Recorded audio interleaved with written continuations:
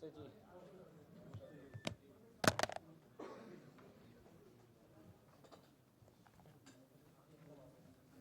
नमस्ते जी।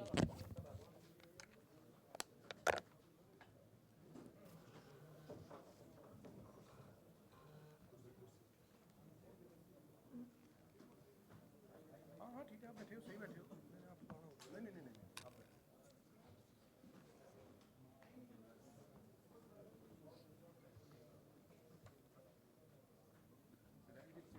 साथ में आज की इस प्रेस वार्ता में माननीय मुख्यमंत्री जी और सभी पत्रकार छायाकार बंधुओं स्वागत है।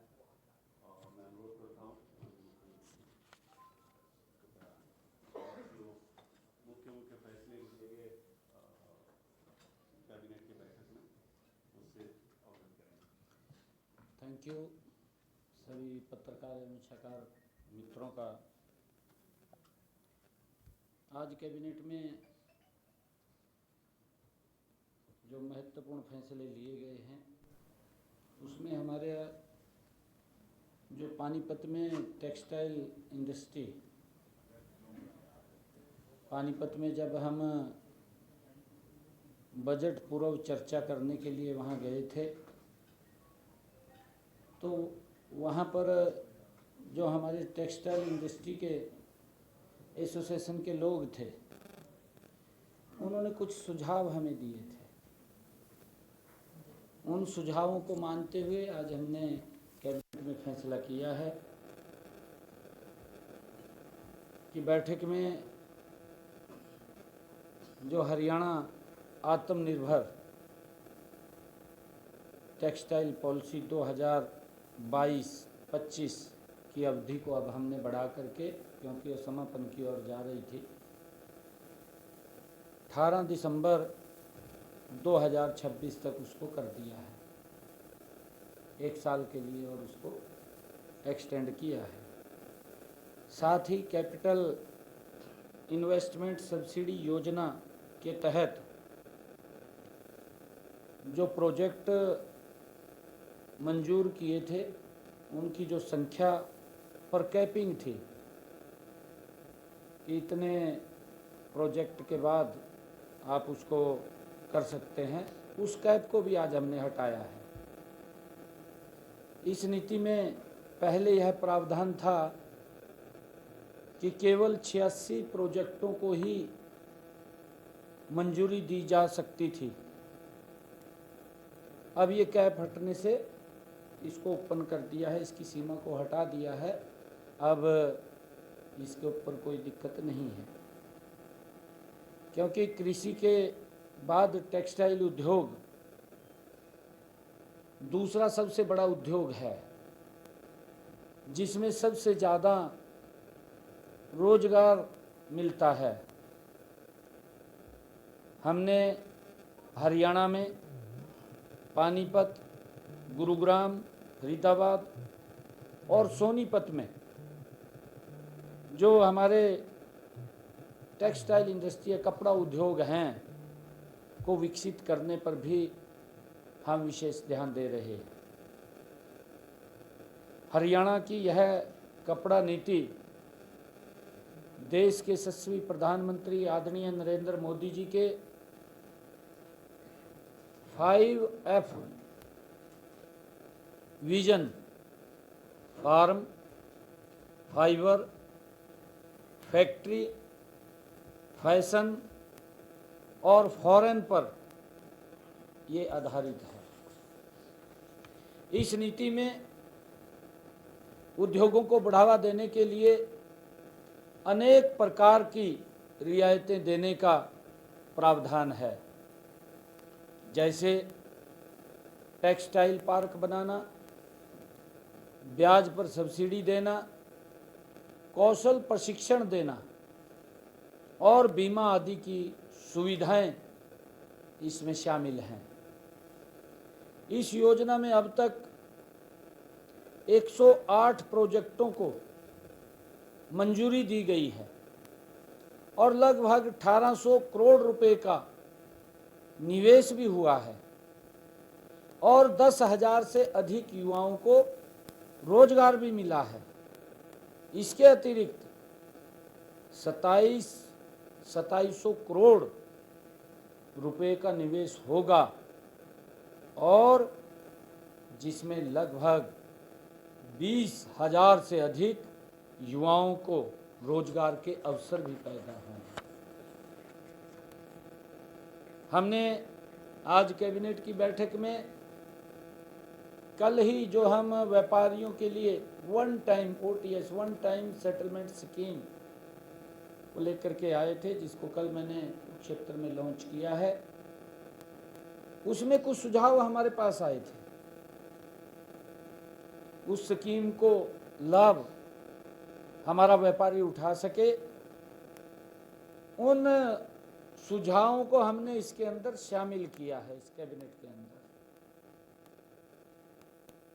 यह योजना हमने 23 जनवरी को पिछली मंत्रिमंडल की बैठक में मंजूरी दी गई थी, लेकिन जो सुझाव हमें मिले हैं इसके बाद इन सुझावों को हमने शामिल किया है और संशोधित करके आज उनको मंजूरी दी है।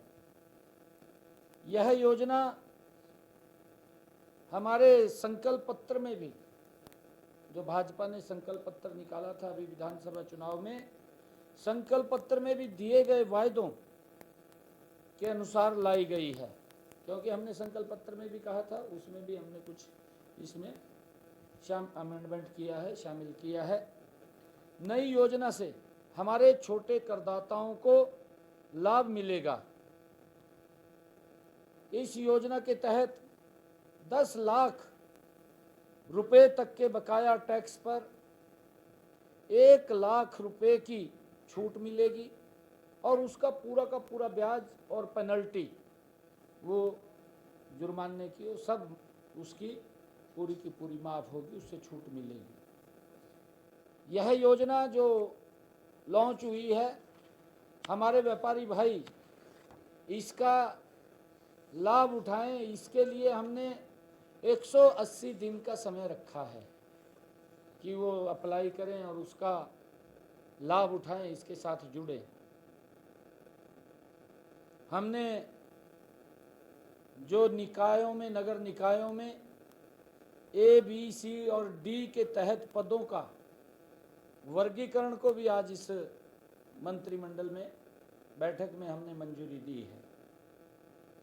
बैठक में सरकारी विभागों की तर्ज पर जो नगर निकायों में ग्रुप A, B, C और D के पदों को जो वर्गीकरण की मंजूरी दी गई है, उसमें ग्रुप A और B के बराबर के सभी पद अब हरियाणा लोक सेवा आयोग HPSC के माध्यम से भरे जाएंगे। आज उसको मंजूरी दी है। जबकि ग्रुप C और D के पद हरियाणा स्टाफ सिलेक्शन कमीशन के माध्यम से भरे जाएंगे।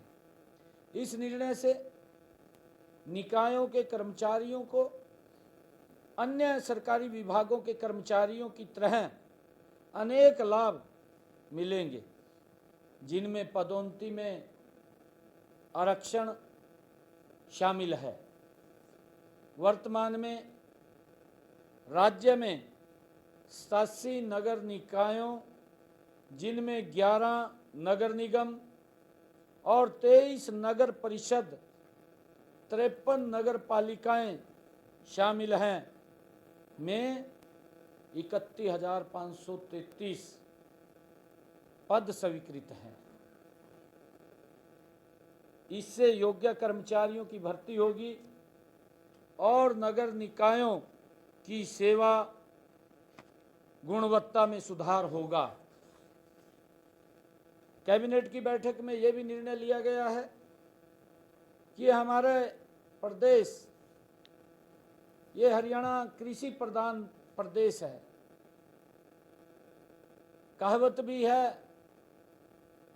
कि हमारा हरियाणा जहां दूध दही का खाना। मिल्क प्लांट मालिक को पिछले दिनों मुझे मिले थे,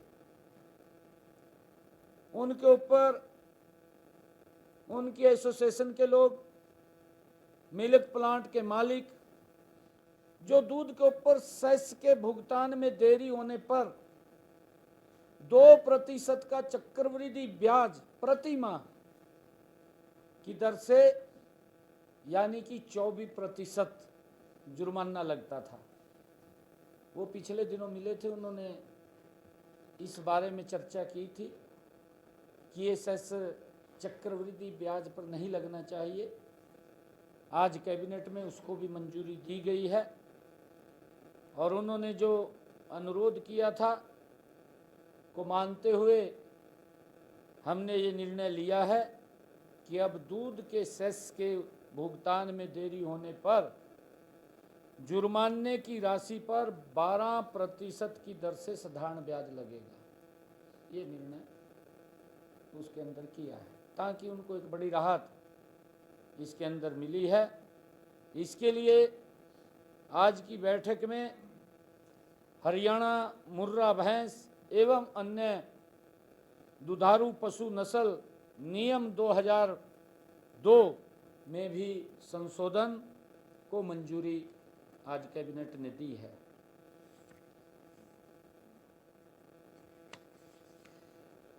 आज जो स्थानीय निकाय की हमारी छोटी सरकार है, आज उसका शपथ ग्रहण था पंचकुला में। शहरी स्थानीय निकाय के जनप्रतिनिधियों के शपथ ग्रहण समारोह आज पंचकुला में आयोजित था, जहां सभी महापौरों, सभी हमारे नगर परिषद के चेयरमैन, सभी नगर पालिका के चेयरमैन और सभी वार्डों के माननीय सदस्यों को आज शपथ दिलाई गई। मुझे खुशी है कि ये ट्रिपल इंजन की सरकार बनने से अब नवनियुक्त जनप्रतिनिधियों नगरों के विकास को 3 गुना गति से आगे बढ़ाने का काम करेंगे।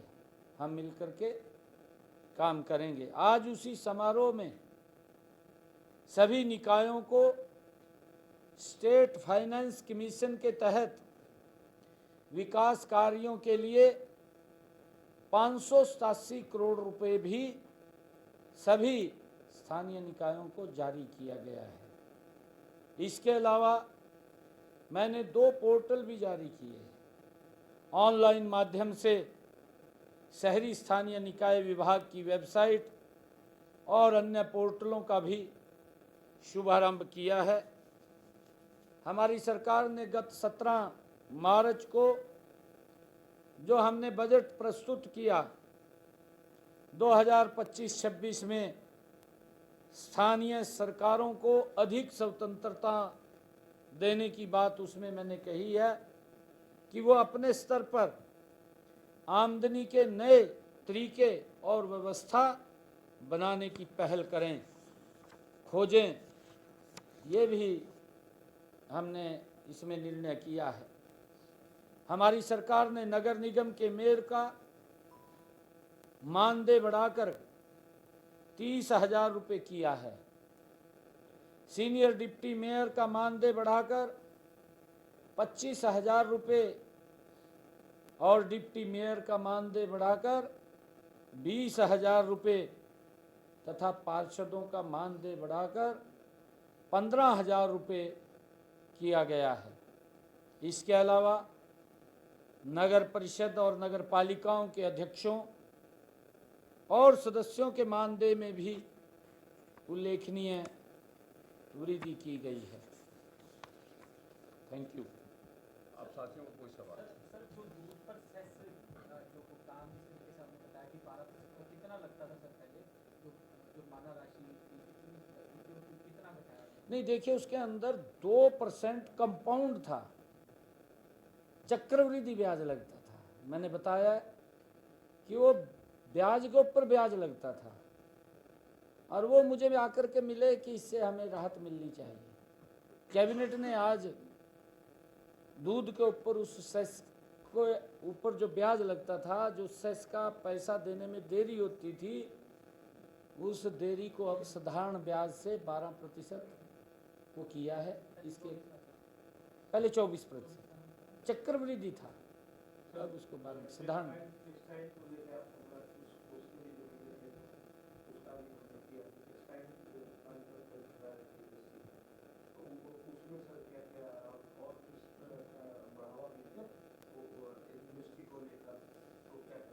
नहीं देखिए, मैंने बताया है उसके अंदर पूरा डीपली बताया है कि टेक्सटाइल पॉलिसी में उसकी लिमिट ख़त्म हो रही थी, उसको 1 साल के लिए बढ़ाया है। 1 साल के लिए तो बढ़ाया है, उसके ऊपर कैप भी थी, जिसका मैंने जिक्र किया कि 64 ऐसे उद्योग थे कि हम उसको बढ़ा सकते थे, आगे नहीं बढ़ा सकते, वहाँ तक कैप रखी हुई थी। उस कैप को भी हटाया है ताकि जो भी व्यक्ति इस योजना के अंदर आकर के लाभ लेना चाहे वो ले सके।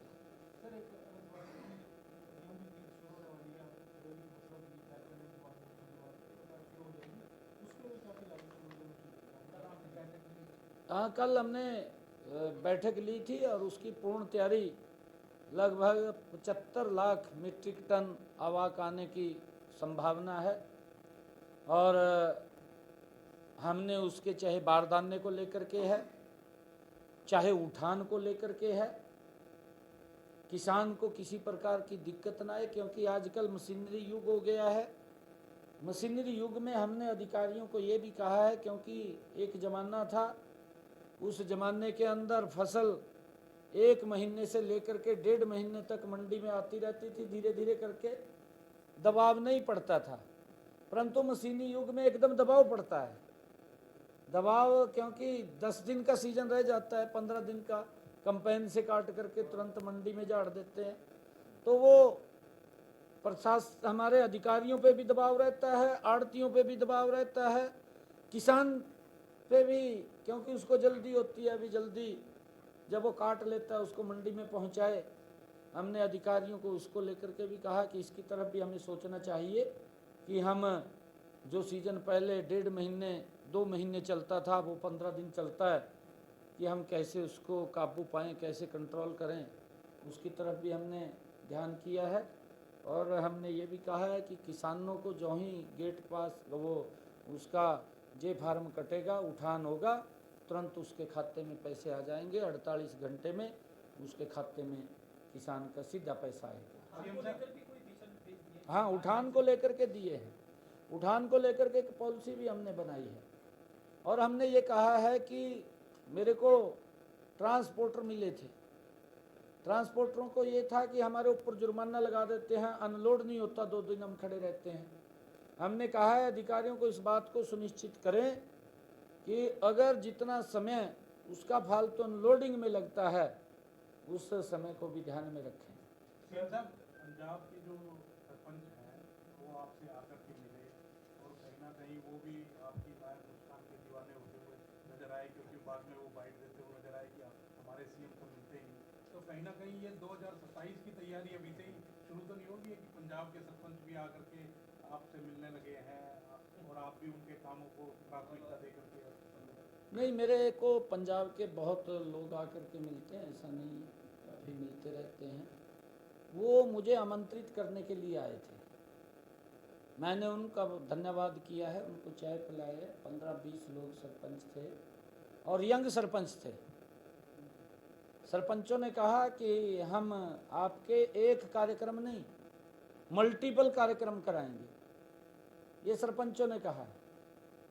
लोगों का आज यूथ का पंजाब के अंदर भी बड़ा रुझान बन रहा है कि मोदी जी के साथ हमें चलने में लाभ है, प्रदेश को लाभ है, पंजाब के किसान को भी मोदी जी के साथ चलने में लाभ है, ये जान रहे हैं लोग। क्योंकि जो भी सरकारें पंजाब के अंदर बनी हैं, चाहे कांग्रेस की बनी है या आम आदमी की आई है, खाली लॉलीपॉप देते हैं। और लॉलीपॉप दे करके उस टाइम तो जब चुनाव होता है सजे बाग दिखा देते हैं, ये कर देंगे वो कर देंगे, कराना कुरना कुछ भी नहीं। लोग देखते रहते हैं, भाई ये बोल का तो गया था, करे कुछ नहीं। अब लोग आहत हो गए हैं, कांग्रेस से भी आहत है, आम आदमी से भी आहत है, और अब वो कमल के फूल की तरफ बढ़ रहे हैं। कहीं ना कहीं आपको वो रोल मॉडल मान रहे हैं, क्योंकि पंजाब के सीएम तुमसे मिल नहीं रहे, इस इसलिए लगातार आप ना रोल मॉडल मोदी जी को मान रहे हैं, मोदी जी के नेतृत्व के अंदर, क्योंकि आज देश का जन जन मोदी जी की नीतियों से प्रभावित है। और मोदी जी ने गजब के काम किए हैं। आप देख रहे हैं 10 वर्षों के अंदर, जो पिछला 10 वर्षों का कार्यकाल है, देश को बदला है, दुनिया के अंदर भारत का सम्मान ऊंचा किया है। ये अगर कोई व्यक्ति कर सकता है, ये देश का ऐसा, देखिए सब प्रधानमंत्रियों ने काम किए हैं, मैं किसी के बारे में क्रिटिसाइज नहीं कर रहा हूँ, मेरे लिए हर प्रधानमंत्री सम्मानित है और उसने अपने समय के अंदर अपनी अपेक्षा के अनुसार काम किए हैं। परंतु मोदी जी ने जो देश को एक दिशा दी है, अतुलनीय है, उसकी कोई तुलना नहीं की जा सकती। एक ऐसी दिशा नरेंद्र मोदी जी ने भारत को दी है। आज भारत आत्मनिर्भरता की ओर गति से बढ़ रहा है, विकसित भारत की तरफ बढ़ रहा है। 27 में पंजाब जाएगा बीजेपी। बिल्कुल जाएगा। सैनी साहब, मोदी जी ने दिशा दी है और आपने सर हरियाणा की दिशा दी है। देश की पहली सुपर इंजन सरकार हरियाणा में बनी है। भाई ये मोदी जी ने दी है, दशा मैंने नहीं दी है। ये क्या आप कमाल कर रहे हो आप, ये मोदी जी देने वाले हैं, ये तीसरी जो मेरे को तो जिम्मेवारी सौंपी है। सर आपको पंजाब में थोड़ी आज जाकर आप विधानसभा देखेंगे सर आपने बहुत हाँ, आज हमारे माननीय अध्यक्ष जी ने कहा कि पंजाब की विधानसभा में जाना है, उनका निमंत्रण आया था हमारे अध्यक्ष जी के पास, तो मैं भी चला गया, देख करके आते हैं, क्योंकि हमारे बड़ा भाई है। और देखिए, एक परिवार के सदस्य हैं, एक ही छत के नीचे रह रहे हैं, एक ही छत के नीचे रह रहे हैं, दीवार है बीच में, अलग हो गए हैं, कोई बात नहीं, बड़े भाई हैं। जरूर हरियाणा के बारे में सोचेंगे, पानी देंगे वो पीने। उनको भी न्योता दे के आए हैं, उनको भी न्योता दे के आए हैं। हाँ, हरियाणा के हम न्योता दे करके आए। बड़े भाई से कुछ मांगा भी बड़े भाई से। हाँ जी, तो आपने छोटे भाई का हरियाणा का मांगा भी। नहीं, आज हम कार्रवाई देखने के लिए गए थे। मांगा सर पंजाब से, सर जो आपने जिक्र किया पानी का। नहीं नहीं, मैंने ये कहा है कि हम आज कार्रवाई देखने के लिए गए थे, पानी भी पिलाएंगे, मैंने ये कहा है, ऐसा नहीं है, पानी भी पिलाएंगे। कोई बातचीत जो है वो इस दौरान जो विधानसभा का जो हमारा हिस्सा, हरियाणा का हिस्सा जो पंजाब के अपने पास रखा हुआ है, उसको लेकर कोई चर्चा हुई? कि नेता विपक्ष भी आपके साथ मिले, पंजाब के नेता विपक्ष, एक मंत्री भी मिले और विधानसभा अध्यक्ष भी मिले, तो इसको लेकर क्योंकि उन्होंने हमारे जो 60-60-40 के रेशो है, उस रेशो के अनुपात में हमें जो हमारा हिस्सा मिलना चाहिए वो नहीं मिला। नहीं, आज देखिए, हम विधानसभा का सेशन देखने के लिए गए थे और सभी ने एक मुश्त, सभी के सभी विपक्ष के नेता थे, चाहे कांग्रेस के, चाहे हमारे बीजेपी के महाविपक्ष में नेता हैं, वो सभी अध्यक्ष जी के चैम्बर में आकर के सभी ने इसको बड़ा अप्रिशिएट किया है। उन्होंने इसको स्वागत योग्य कहा है कि हमें भी वहाँ जाना चाहिए, आप यहाँ आए हैं, इसका हम स्वागत करते हैं और एक खुशी जाहिर की है। आप टैक्स के जो ब्याज में छूट दे रहे हैं, तो क्यों हो, कितना कलेक्शन जो है पेंडिंग था, और अब जब आप छूट देंगे तो अब आपको कितनी उम्मीद है कि कितना कलेक्शन आ जाएगा जो बचा हुआ है? वो देखिए, क्योंकि अभी हमने इसको कल ही लॉन्च किया है पॉलिसी को, और ज़रूर आपके साथ फिगर हम शेयर करेंगे, क्योंकि इसका मुझे पूरा विश्वास है लाखों की संख्या में हमारे व्यापारी इसका लाभ उठाएंगे, जो लिटिगेशन में फंसे हुए हैं उससे बाहर जाएंगे और विकास की गति एक तेज होगी। एक मैं कहना चाहूँगा कि हमारे एक और विषय इसके अंदर आया है, क्योंकि विनेश फोगाट ने फ्लोर ऑफ द हाउस बात कही थी, क्योंकि जब इस प्रकार की सिचुएशन थी हमारे देश के सामने, क्योंकि हमारी हरियाणा की बेटी है, खिलाड़ी थी वो, क्योंकि वहाँ पर सारा पैरामीटर से चलते हैं, वो भी उनको मालूम था, फिर भी क्योंकि इस प्रकार की सिचुएशन बनी थी, तो मैंने भी ट्वीट किया था और मैंने ट्वीट करके कहा था कि विनेश हमारी हरियाणा की शान है, हमारी बेटी है और हम उसके सम्मान को कम नहीं होने देंगे, क्योंकि हमारा फर्ज था। और आज उन्होंने अभी पिछले दिनों फ्लोर ऑफ द हाउस उस बात को उठाया था, आज कैबिनेट के अंदर हमने उसके ऊपर चर्चा की है, और क्योंकि उसके अंदर जो रजत पदक विजेता, हमारी जो खेल नीति है उसके अनुसार 3 तरह के हम लाभ उसको देते हैं। एक तो नगद पुरस्कार देते हैं, दूसरा ग्रुप ए में OSP की नौकरी देते हैं, तीसरा HSVP की हम उसको लाभ देते हैं। हमने ये निर्णय कैबिनेट ने किया है कि क्योंकि विनेश फोगाट अब विधायक हैं तो उनके ऊपर छोड़ा है। हमने कहा है कि उनसे जानकारी ज़रूर लें कि वो इनमें से तीनों में से क्या क्या लेना चाहते हैं, उसके ऊपर विचार करके बताएं, क्योंकि विनेश हमारी शान है, हमारी बेटी है। क्योंकि वो पॉलिसी से बाहर था, परंतु उसको हम दे नहीं सकते क्योंकि स्पेशल केस के अंदर उसको कंसीडर किया, स्पेशल केस में, क्योंकि उस समय सिचुएशन हमारे सामने बड़ी भयानक खड़ी हुई थी और उस सिचुएशन को हमने कंट्रोल करने के लिए मुझे भी, क्योंकि मन के अंदर इस प्रकार की पीड़ा थी कि मैंने ट्वीट किया था और वो ट्वीट किया था कि हम बेटी के सम्मान को कम नहीं होने देंगे। क्योंकि अगर वहाँ के जो नियम हैं, जो वहाँ का उनका प्रोसीजर है, उस प्रोसीजर के तहत वो बाहर हुई थी, उसके अंदर कोई वो मालूम है विनेश को भी, परंतु क्योंकि जब इस प्रकार की सिचुएशन बनी थी तो मेरे मन के अंदर भी आया कि हम अपनी बेटी के सम्मान को कम नहीं होने देंगे, क्योंकि वो विदेश की धरती पर थी। तो हमने कहा था कि हम उसके सम्मान को बरकरार रखेंगे। एक 1.25 लाख रुपए जो आपने नियमित सुरक्षा की गारंटी दी थी, उसमें क्या है अभी? क्या उनकी वो उसके तहत हो गया? वो तो नहीं हो गया, हमने कैबिनेट में भी क्लियर कर दिया उसको तो कर दिया, पीछे कैबिनेट में क्लियर कर उसी हिसाब से आप उसकी नहीं वो हो रही है, वो उसमें कोई दिक्कत नहीं। बहुत बहुत धन्यवाद।